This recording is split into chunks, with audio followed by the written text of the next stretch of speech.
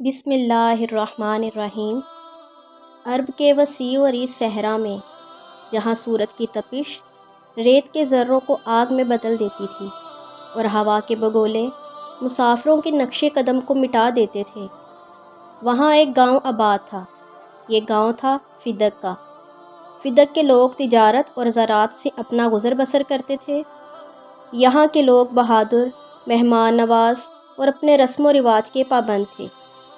فدق میں ایک ایسا سورما رہتا تھا کہ جس کی شہرت دور دور تک پھیلی ہوئی تھی۔ اس کا نام رکانہ تھا۔ رکانہ قبیلہ بنی سلیم سے تعلق رکھتا تھا۔ اس کا اصل نام رکانہ بن عبد یزید تھا، لیکن لوگ اسے صرف رکانہ پہلوان کے نام سے جانتے تھے اور اسی تعارف سے وہ مشہور ہوا تھا۔ اللہ نے رکانہ کو غیر معمولی جسمانی طاقت سے نواز رکھا تھا اور وہ نہ صرف اپنے گاؤں بلکہ پورے عرب میں اپنی طاقت کے لیے مشہور تھا۔ اس کی طاقت کا یہ عالم تھا کہ جب وہ کشتی لڑتا تو ریت کے میدان میں اس کے قدموں کے نشان گہرے گڑھوں کی صورت اختیار کر جاتے تھے۔ اس نے کبھی کسی سے ہار نہیں مانی تھی اور ہر مقابلے میں اپنے حریف کو چاروں شانے چت گرا دیتا تھا۔ ایک دن رکانہ پہلوان کو پتہ چلا کہ مکہ میں ایک نبی کریم صلی اللہ علیہ وآلہ وسلم تشریف لائے ہیں جو یہ دعویٰ کرتے ہیں کہ وہ اللہ کے رسول ہیں۔ یہ خبر جنگل میں آگ کی طرح پورے عرب میں پھیل گئی تھی۔ لوگ مختلف انداز میں اس نبی کے بارے میں باتیں کرتے تھے۔ کچھ ان پر ایمان لائے تھے جبکہ کچھ انہیں استغفر اللہ جھوٹا اور جادوگر کہا کرتے تھے۔ رکانہ پہلوان نے بھی یہ سن کر دل میں سوچا کہ اگر واقعتاً وہ اللہ کے رسول ہیں تو انہیں میری طاقت کا مقابلہ کرنا ہوگا۔ یہ سوچ کر اس کے دل میں ایک عجیب سی بے چینی پیدا ہوئی۔ وہ اپنے بیٹے کے ساتھ مکہ مکرمہ کی طرف روانہ ہوا۔ رکانہ کا بیٹا جس کا نام یزید تھا اپنے باپ کی طرح بہادر اور طاقتور تھا۔ وہ بھی اپنے باپ کے نقش قدم پر چلتا اور کشتی کرتا تھا۔ وہ اپنے باپ کے ساتھ مکہ جانے کے لیے بیتاب ہوا اور دیکھنا چاہتا تھا کہ نبی کریم صلی اللہ علیہ وآلہ وسلم آخر کون ہیں اور ان میں کیسی طاقت ہے۔ مکہ کا سفر رکانہ اور اس کے بیٹے کے لیے کسی طویل آزمائش سے کم نہ تھا۔ سورج کی تمازت سے ریت کے ٹیلے انگاروں کی مانند دہک رہے تھے اور ہوا کے تیز جھونکے ان کے چہروں کو چھوتے تو لگتا جیسے کسی نے نمک کے ذرات اچھال دیے ہوں۔ پانی کی کمی نے ان کے حلق خشک کر دیے تھے، لیکن رکانہ کے قدم نہ رکے، نہ اس کے حوصلے پست ہوئے۔ اس کے دل میں ایک ایسی جستجو تھی، ایک ایسا ولولہ تھا جو اسے آگے بڑھنے پر مجبور کر رہا تھا۔ وہ نبی آخر الزماں صلی اللہ علیہ وآلہ وسلم سے ملنے کے لیے بے چین و بے قرار تھا۔ وہ دیکھنا چاہتا تھا کہ واقعتاً کیا ان میں وہ قوت و وہ نور، وہ چاشنی اور وہ مٹھاس ہے جس کا چرچا پورے عرب میں پھیلا ہوا ہے۔ آخر کئی دنوں کی تھکن اور پیاس کے بعد وہ مکہ کی سرزمین پر پہنچے، جہاں کی فضا میں ایک ایسی روحانیت تھی، ایک ایسا سکون تھا جو انہیں اپنے اندر کھینچ رہا تھا۔ لوگوں کے چہروں پر ایک ایسا نور تھا جو رکانہ نے پہلے کبھی نہ دیکھا تھا، گویا یہاں کی ہر چیز اللہ کی رحمت سے معمور تھی۔ اس نے اپنے بیٹے کی طرف دیکھا اور کہا، یزید مجھے لگتا ہے یہاں ضرور کچھ خاص بات ہے۔ دونوں باپ بیٹا نبی کریم صلی اللہ علیہ وآلہ وسلم کی تلاش میں نکل پڑے۔ کچھ لوگوں سے پوچھنے کے بعد انہیں بتایا گیا کہ آپ صلی اللہ علیہ وآلہ وسلم مسجد میں ہیں۔ ان کے قدم مسجد کی طرف بڑھنے لگے۔ دل میں ایک عجیب سی بے چینی اور تجسس لیے جب وہ مسجد میں داخل ہوئے تو وہاں ایک سادہ سے حلیے میں ایک بزرگ بیٹھے تھے۔ ان کے چہرے پر ایک ایسی مسکراہٹ تھی جو دل کو چھو لینے والی تھی، گویا وہ ہر آنے والے کا خیر مقدم کر رہی ہو۔ رکانہ پہلوان نے فوراً پہچان لیا کہ یہ وہی ہستی ہیں کہ جن کی تلاش میں وہ اتنی دور سے مکہ آیا تھا۔ جیسے ہی رکانہ نے نبی کریم صلی اللہ علیہ وآلہ وسلم کی طرف قدم بڑھائے، سینہ تانے نگاہیں چمک رہی تھیں۔ اس نے گرجدار آواز میں سلام کیا اور پھر اپنا تعارف کروایا۔ نبی کریم صلی اللہ علیہ وآلہ وسلم کی یہ عادت مبارکہ تھی کہ جو شخص بھی ملاقات کرتا نبی کریم صلی اللہ علیہ وآلہ وسلم اس کو اسلام قبول کرنے کی دعوت ضرور فرماتے تھے۔ چنانچہ نبی کریم صلی اللہ علیہ وآلہ وسلم نے رکانہ پہلوان کو بھی دعوت اسلام دی۔ فرمایا، اے رکانہ، تم بت پرستی سے توبہ کر لو اور اللہ جو وحدہ لا شریک ہے اس پر ایمان لے آؤ۔ جب رکانہ نے دیکھا کہ یہ تو ہم کو ہی تبلیغ کر رہے ہیں اور ہم ہیں کہ ان سے کشتی کرنے آئے ہیں، تب رکانہ نے گرجدار آواز میں کہا، اے محمد، میں رکانہ ہوں، پورے عرب کا نامی گرامی پہلوان، میری طاقت کے چرچے تم نے بھی ضرور سن رکھے ہوں گے۔ ایک لمحے کو رکا، پھر للکارتے ہوئے بولا، میں نے سنا ہے کہ تم اللہ کے رسول ہو، اگر یہ سچ ہے تو آؤ اور مجھ سے کشتی لڑو، اور اگر تم جیت گئے تو میں تمہاری بات مان لوں گا اور تمہارے دین میں داخل ہو جاؤں گا۔ ہمارے نبی کریم صلی اللہ علیہ وآلہ وسلم کے مبارک چہرے پر خوبصورت مسکراہٹ پھیلی اور انہوں نے رکانہ کی للکار قبول کرتے ہوئے فرمایا، اے رکانہ، اگر تمہاری یہی خواہش ہے کہ تو اسلام کشتی لڑنے کے بعد قبول کرے گا تو پھر میں تم سے کشتی لڑنے کے لیے تیار ہوں۔ رکانہ کے دل میں خوشی کی ایک لہر دوڑ گئی۔ اس نے سوچا، یہ تو کمزور سا شخص ہے، میرا کیا مقابلہ کرے گا؟ آج تو میں اسے لمحوں میں چاروں شانے چت کر کے اپنی طاقت کا لوہا منواؤں گا اور اس کی نبوت کا راز فاش کر ڈالوں گا۔ یہ ایک ایسا مقابلہ تھا جس کا تصور بھی مشکل تھا۔ ایک طرف نبی کریم صلی اللہ علیہ وآلہ وسلم، جن کا معمول انتہائی سادہ تھا اور جنہوں نے کئی دن فاقے بھی کاٹے تھے، کھجور کا ایک دانہ منہ میں ڈال کر پانی پی لیتے اور شب و روز گزار لیتے۔ دوسری طرف رکانہ، جو معلوم نہیں کتنا گوشت روزانہ وافر مقدار میں کھاتا تھا، دودھ کا استعمال کیا کرتا تھا۔ رکانہ نامی اس پہلوان کی جسمانی طاقت کے بارے میں کہا جاتا تھا کہ وہ اکیلا 200 آدمیوں کا مقابلہ کر سکتا تھا اور انہیں پچھاڑ سکتا تھا، لیکن اللہ کے حبیب صلی اللہ علیہ وآلہ وسلم کی ذات مبارکہ پر اللہ کا خاص فضل و کرم تھا۔ جب مقابلہ شروع ہوا تو دیکھنے والوں کی آنکھیں حیرت سے پھٹی کی پھٹی رہ گئیں۔ رکانہ کے غرور کے سارے دعوے دھوئیں کی مانند اڑ گئے۔ نبی کریم صلی اللہ علیہ وآلہ وسلم نے اسے ایسا زور سے پٹخا کہ وہ زمین پر جا گرا، جیسے کوئی تن و من درخت طوفان کی زد میں آ کر زمین بوس ہو جائے۔ یہ دیکھ کر رکانہ دنگ رہ گیا۔ اسے یقین نہ آ رہا تھا کہ ایک ایسا شخص جس کا ظاہری حلیہ کمزور لگتا ہے، اتنی بے پناہ طاقت کا مالک کیسے ہو سکتا ہے۔ رکانہ کو اپنی آنکھوں پر یقین نہیں تھا۔ اس نے دوبارہ چیلنج دیا، لیکن اس بار بھی نبی کریم صلی اللہ علیہ وآلہ وسلم نے اسے بڑی آسانی سے شکست دی۔ رکانہ نے پھر تیسری بار بھی کشتی کرنے کا فیصلہ کیا، تو جب تیسری بار بھی ہار گیا اور اسے اپنی شکست کا یقین ہو گیا، تب اس نے نبی کریم صلی اللہ علیہ وآلہ وسلم کے سامنے سر تسلیم خم کیا اور کہا، اے محمد، میں آج تک بہت زیادہ کشتیاں کر چکا ہوں مگر کبھی کسی سے ہارا نہیں ہوں، مگر آج آپ نے مجھے تینوں بار شکست دی۔ اس کا مطلب ہے کہ آپ واقعتاً اللہ تبارک و تعالیٰ کے سچے رسول ہیں۔ میں آپ کے دین میں داخل ہونا چاہتا ہوں۔ اس طرح عرب کا مشہور زمانہ پہلوان رکانہ دائرہ اسلام میں داخل ہو گیا۔ یہ واقعہ حضور کریم صلی اللہ علیہ وآلہ وسلم کی عظمت اور معجزات کا ایک زندہ ثبوت ہے۔ جب رکانہ پہلوان نے نبی کریم صلی اللہ علیہ وآلہ وسلم کے ہاتھوں اپنی شکست تسلیم کر لی اور اسلام قبول کر لیا تو اس کا بیٹا یزید، جو خود بھی ایک نامور پہلوان تھا، اپنے باپ کی اس ناکامی کو قبول کرنے کے لیے تیار نہ تھا۔ اس کے دل میں ایک ایسا آتش فشاں تھا جو اسے نبی کریم صلی اللہ علیہ وآلہ وسلم کو للکارنے پر مجبور کر رہا تھا۔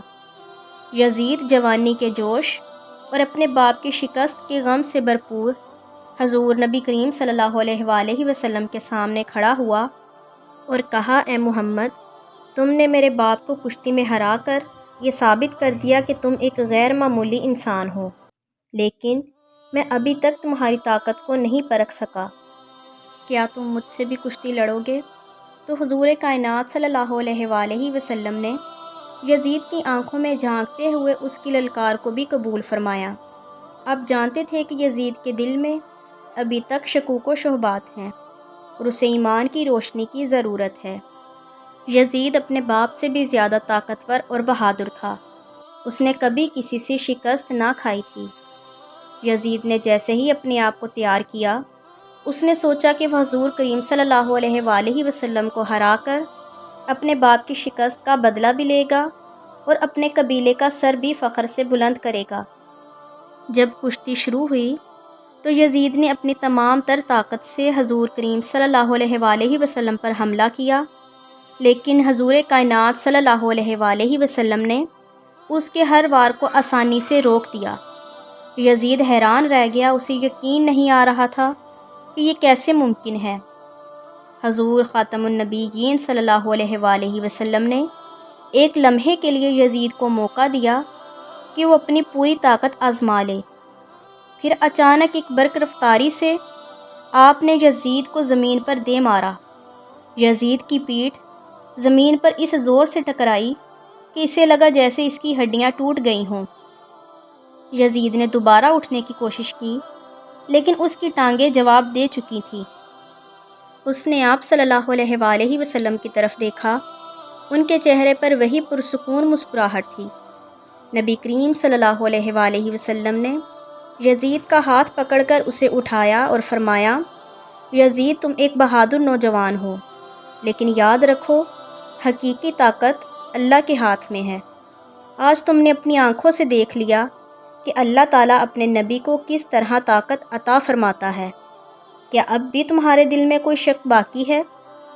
دوستو، یزید کی آنکھوں سے آنسو بہنے لگے تو اس نے نبی کریم صلی اللہ علیہ وآلہ وسلم کے سامنے سر تسلیم خم کر دیا اور کہا، اے اللہ کے رسول صلی اللہ علیہ وآلہ وسلم، میں نے آج اپنی زندگی کا سب سے بڑا سبق سیکھ لیا ہے، اور میں گواہی دیتا ہوں کہ اللہ کے سوا کوئی عبادت کے لائق نہیں، اور حضرت محمد صلی اللہ علیہ وآلہ وسلم اللہ کے سچے رسول ہیں۔ دوستو، رکانہ اور اس کے بیٹے کا مسلمان ہونا پورے عرب میں مشہور ہو گیا۔ لوگوں نے یہ سن کر کہا کہ اگر رکانہ جیسا سورما مسلمان ہو سکتا ہے تو پھر کوئی بھی مسلمان ہو سکتا ہے۔ اس واقعے نے بہت سے لوگوں کے دلوں میں اسلام کی محبت پیدا کر دی۔ رکانہ نے اپنی باقی زندگی اسلام کی خدمت میں گزاری اور ایک بہادر اور وفادار صحابی بن گئے۔ انہوں نے کئی جنگوں میں حصہ لیا اور اسلام کے دشمنوں کے خلاف بہادری سے لڑتے رہے۔ ان کی شجاعت اور قربانیوں کو آج بھی یاد کیا جاتا ہے۔ محترم دوستو، آپ کو بتاتے ہیں کہ نبی کریم صلی اللہ علیہ وآلہ وسلم اور رکانہ پہلوان کا آپس میں کیا رشتہ ہے۔ زمانے کی گرد آلود وادیوں میں ایک ایسا رشتہ پروان چڑھا جو خون کے تعلق سے کہیں زیادہ گہرا تھا۔ رکانہ پہلوان اور رحمت للعالمین کے درمیان ایک ایسا رشتہ جو تاریخ کے اوراق میں چھپا ہوا تھا، لیکن ایک دن جب رکانہ نے اسلام کی روشنی میں اپنا وجود غرق کیا تو یہ رشتہ کھل کر سامنے آیا، جیسے صحرا میں کسی چشمے کا اچانک ظہور ہو۔ یہ رشتہ محض خاندانی نسب کا نہیں تھا، بلکہ ایک مشترکہ جد امجد عبد منات کی اولاد ہونے کا تھا۔ عبد منات جو قریش کے ایک معزز سردار تھے، ان کی اولاد میں سے ایک شاخ ہاشم کی طرف تھی، جس سے حضور کریم صلی اللہ علیہ وآلہ وسلم کا سلسلہ نسب چلا، اور دوسری شاخ مطلب کی طرف تھی، جس سے رکانہ کا تعلق تھا۔ دوستو، یہ واقعہ ہمیں بتاتا ہے کہ اسلام کسی نسل، قبیلے یا خاندان تک محدود نہیں۔ یہ ایک عالمگیر دین ہے جو تمام انسانوں کو ایک ہی پلیٹ فارم پر جمع کرتا ہے۔ رکانہ ایک بہادر اور مشہور پہلوان تھا، لیکن اس نے حضور نبی کریم صلی اللہ علیہ وآلہ وسلم کی حقانیت کو تسلیم کیا اور اسلام کے دامن میں پناہ لی۔ یہ اس بات کا ثبوت ہے کہ اسلام کی کشش ہر دل کو اپنی طرف کھینچ لیتی ہے، چاہے وہ کسی بھی پس منظر سے تعلق رکھتا ہو۔ دوستو، نبی کریم صلی اللہ علیہ وآلہ وسلم کی رحم دلی نرمی اور شفقت کے بے پناہ واقعات آپ نے سنے ہوں گے، لیکن یہ بھی جان لیجئے کہ اللہ کے محبوب نبی حضرت محمد صلی اللہ علیہ وآلہ وسلم کی شجاعت اور بہادری کا چرچا بھی عام تھا۔ سیدنا انس بن مالک رحمۃ اللہ علیہ فرماتے ہیں کہ رسول اکرم صلی اللہ علیہ وآلہ وسلم لوگوں میں سب سے بہترین تھے، لوگوں میں سب سے زیادہ سخی تھے اور لوگوں میں سب سے زیادہ بہادر تھے۔ ایک دفعہ رات کی تاریکی نے مدینہ کو اپنے حصار میں لے رکھا تھا۔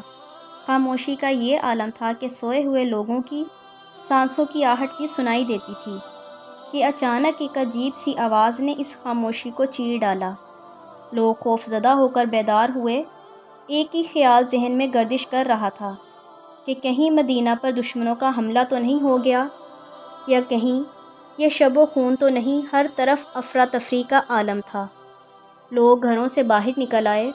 اندھیرا تھا مگر ہر شخص کے چہرے پر ایک خوف کے آثار نمایاں نظر آ رہے تھے۔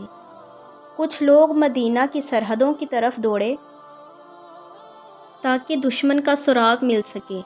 اسی اثنا میں لوگوں نے ایک ایسا منظر دیکھا جس نے انہیں حیرت زدہ کر دیا۔ اللہ کے رسول خاتم النبیین حضرت محمد مصطفیٰ صلی اللہ علیہ وآلہ وسلم سیدنا ابو طلحہ کے گھوڑے پر سوار تیزی سے ان کی طرف آ رہے تھے۔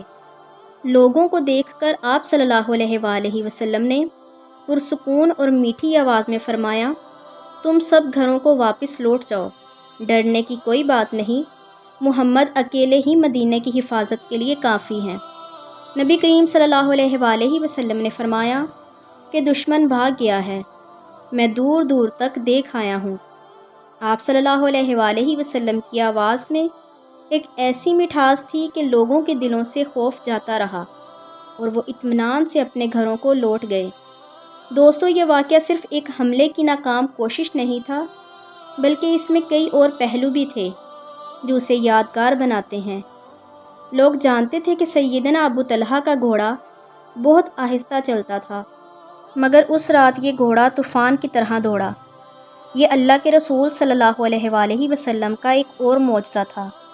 آپ صلی اللہ علیہ وآلہ وسلم نے اس گھوڑے کو باہر کا لقب دیا، یعنی کہ سمندر، جو اس کی تیز رفتاری کی عکاسی کرتا ہے۔ یہ واقعہ مدینہ کے لوگوں کے لیے ایک پیغام بھی تھا کہ جب تک اللہ کے رسول ان کے ساتھ ہیں، انہیں کسی دشمن سے بھی ڈرنے کی ہرگز ضرورت نہیں۔ یہ واقعہ آج بھی مسلمانوں کے دل میں ایمان کی شمع روشن کرتا ہے اور ہمیں اللہ کے رسول کی عظمت کا احساس دلاتا ہے۔ یوں تو مکہ مکرمہ میں اللہ کے رسول صلی اللہ علیہ وآلہ وسلم کے بہت سارے دشمن تھے، مگر مکہ کی تپتی ریت پر ایک شخص کھڑا تھا۔ اس کا دل نفرت اور بغض سے لبریز تھا۔ یہ تھا ابی بن خلف، جو رسول اکرم صلی اللہ علیہ وآلہ وسلم کا ایک بدترین دشمن تھا۔ اس کی دشمنی کی داستانیں زبان زد عام تھیں۔ کبھی اس نے آپ صلی اللہ علیہ وآلہ وسلم پر اونٹ کی اوجڑیاں ڈالیں تو کبھی غزوہ احد میں آپ کے چہرہ مبارک پر پتھر مارا، جس سے آپ کے دندان مبارک شہید ہو گئے۔ آپ صلی اللہ علیہ وآلہ وسلم کے خون مبارک سے سینہ بھی آلودہ ہو گیا، مگر قسمت کا لکھا کچھ اور ہی تھا۔